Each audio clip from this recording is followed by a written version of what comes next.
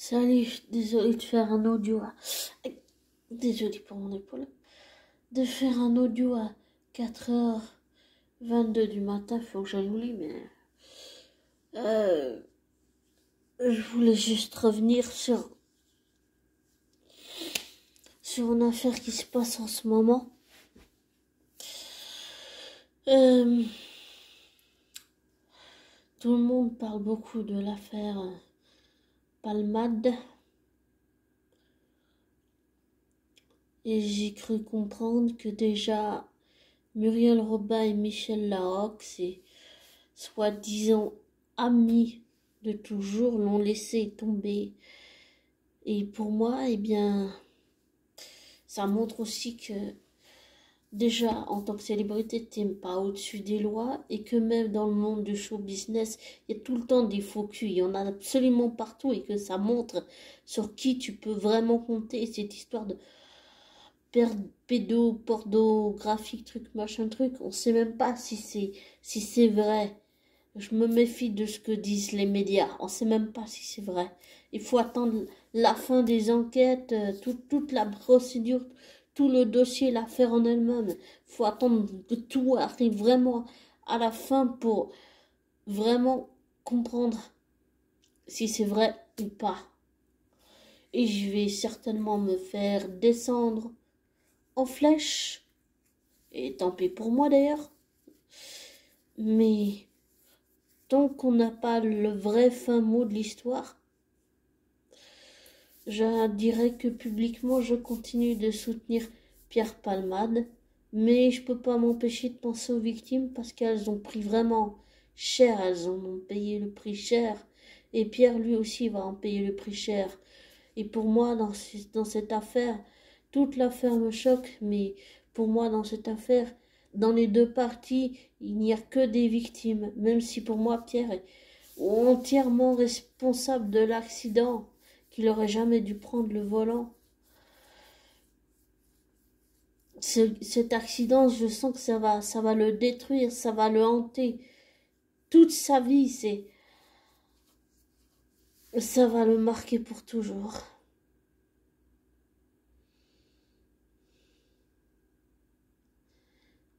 Et même s'il a des dossiers sur des personnes, des dossiers compromettants, personne n'échappe à la prison, même pas Pierre Palmade.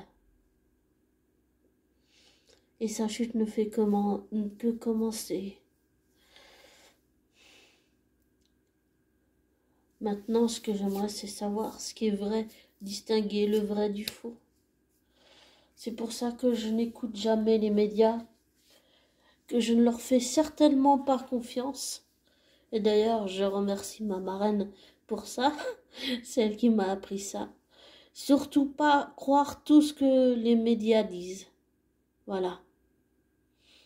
Et j'ai aussi appris que dans son centre d'addictologie, il est coupé de tout. Il peut pas avoir accès aux tablettes, à Internet, tout ça. Et il apprend tout par les médias. Et maintenant qu'il a été mis en examen, les avocats ont accès au dossier, mais ils n'ont pas eu avant. Et ça, j'ai pas vraiment compris pourquoi les avocats n'ont pas eu accès au dossier avant. Enfin, pour moi, c'est un peu... Je comprends pas forcément comment ça fonctionne dans le judiciaire. Tout ce qui est technique, c'est un petit peu compliqué pour moi même. En tout cas, je pense que attendre la fin, vraiment attendre la fin et puis voir ensuite ce qui est vrai et ce qui n'est pas vrai.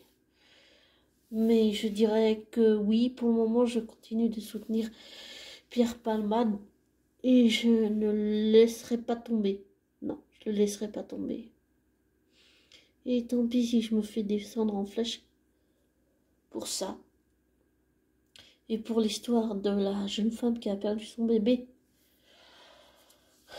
J'ai connu quelqu'un, il y a longtemps, très longtemps,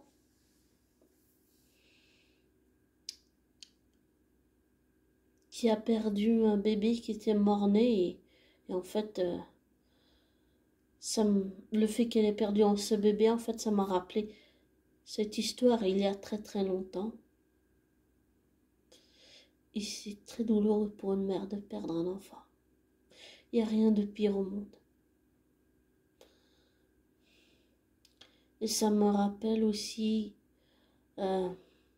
Tonya Kinzinger qui avait raconté une fois dans Danse avec les stars, où en fait elle n'a jamais parlé de ça à son mari, mais elle avait eu un enfant, enfin un bébé, oui, mais le bébé n'a pas survécu et elle a dû lui dire au revoir à cet enfant. Et ça a été très très douloureux pour elle. Donc, c'est...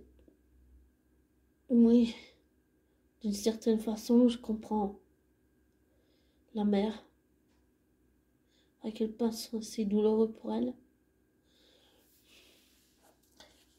Et je me rends compte que le lâchage médiatique que Pierre subit est d'une extrême violence, en fait. Et je me rends compte que les victimes, toutes les victimes, telles qu'elles soient, qui qu'elles soient, subissent également le lynchage médiatique d'une extrême violence. J'ai envie de dire, c'est extrêmement violent ce qui se passe là. Pour moi, comme j'ai déjà dit dans l'audio l'autre jour, pour moi, depuis le début de cette affaire, de bout en bout, c'est violent, du début jusqu'à la fin en fait. Pierre Palmade qui se fait interner de force dans un centre d'addictologie, la mère qui perd le bébé, le beau-frère qui est dans le coma, le fils qui peut plus parler et qui a des comment on appelle ça, un handicap à vie avec des conséquences à vie. Toute l'affaire est violente, elle est vraiment violente. Et je me demande toujours pourquoi Pierre a fait ça, pourquoi il n'a pas laissé cette personne prendre le volant. J'allais dire le violon, c'est un lapsus intéressant. Mais c'est... Je sais, il y a pire dans le monde comme pour être un enfant adopté, je sais que c'est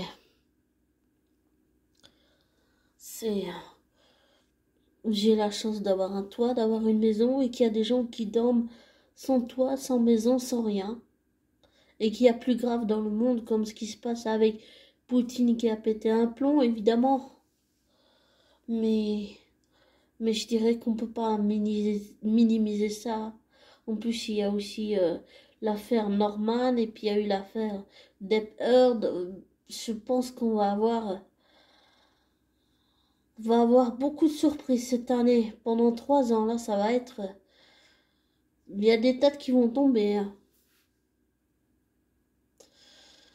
Et les intuitions que j'avais ne font que se confirmer. Et ça fait peur. Ça fait vraiment très peur.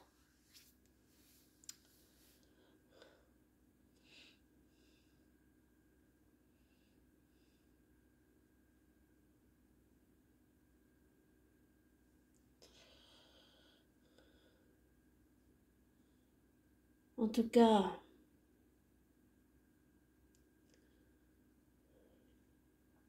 pour moi, comme je l'ai dit, dans cette affaire, il n'y a que des victimes.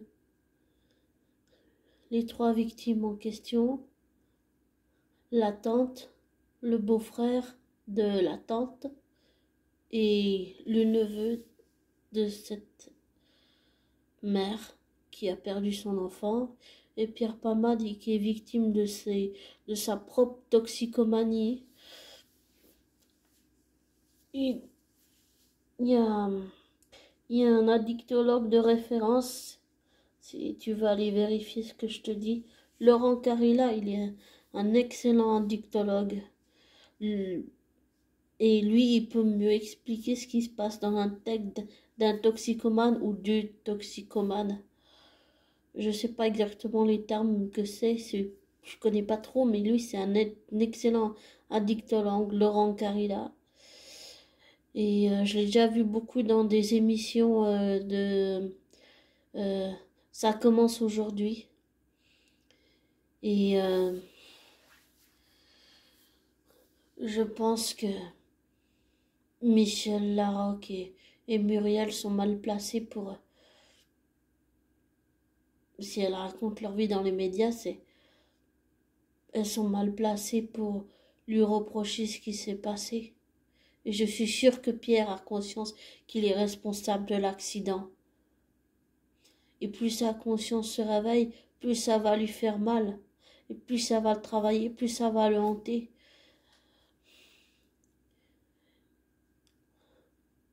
Je pense qu'il y a un déclic qui est en train de se faire. Mais ça va être très très douloureux, il va le sentir passer. Enfin, toute cette affaire, c'est vraiment... J'ai jamais vu une affaire prendre...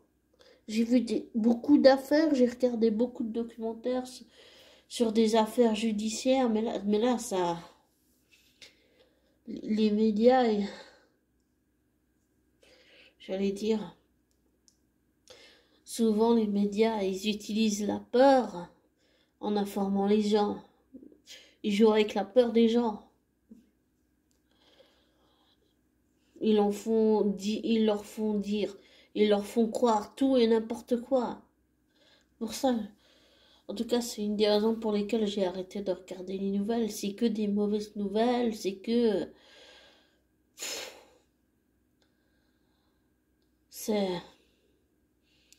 éprouvant et ça va être éprouvant. Je sens que l'affaire là, ça va être éprouvant du début, de bout en bout jusqu'à la fin.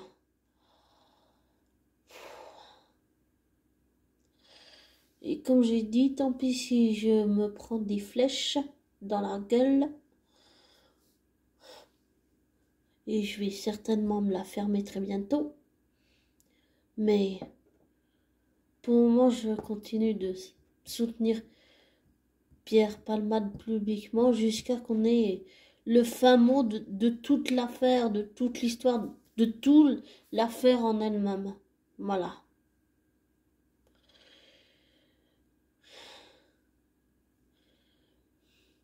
Mais c'est dingue tout ça. En tout cas, je continue à penser que c'est un message pour Pierre Palmade, la vie qui lui fout le nez dedans en disant voilà les conséquences de tout ce que tu as appris comme drogue. Maintenant, c'est stop, stop, stop. Arrête, prends soin de toi. Prends conscience de tout ce que tu as fait. Et ça, je pense qu'il y a des têtes qui vont tomber intuitivement. Voilà. Après, une intuition n'est pas une vérité, comme j'ai déjà dit.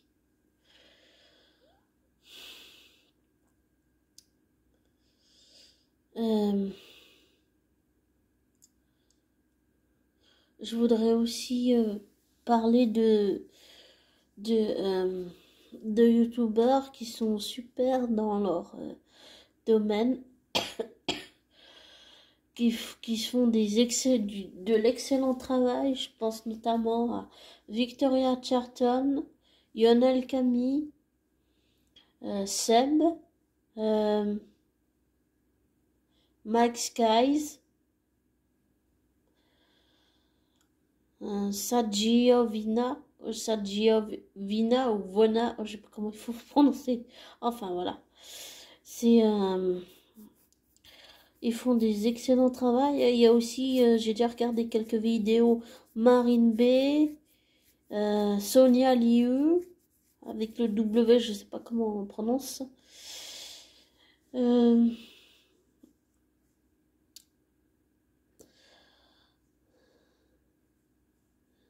En tout cas, c'est des excellents enquêteurs, j'ai envie de dire.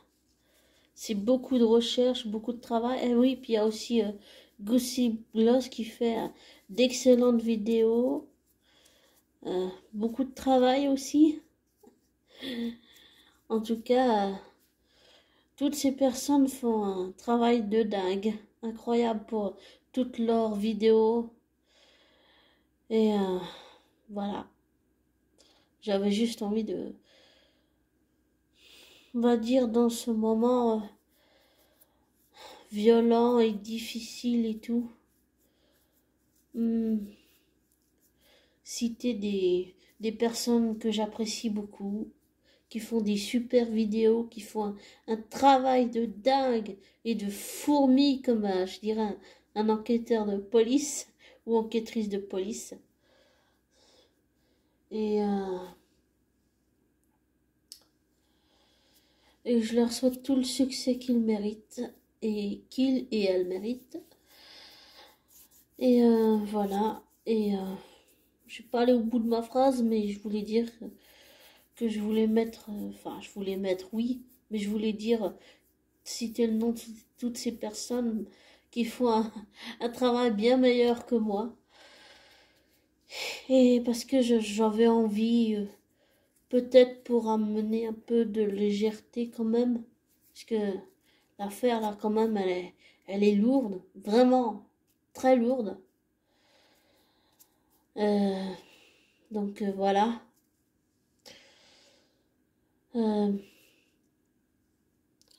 Bon, je vais te laisser. Et n'oublie pas, abonné du monde,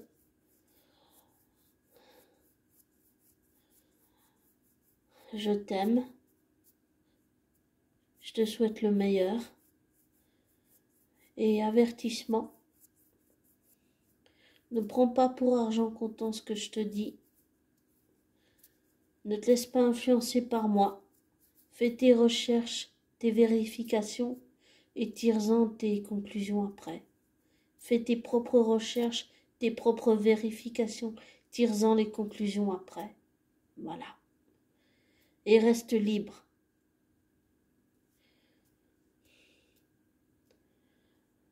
Tout en, j'allais dire, en respectant l'être humain. L'être humain que tu es. Et les autres, bien sûr. Mais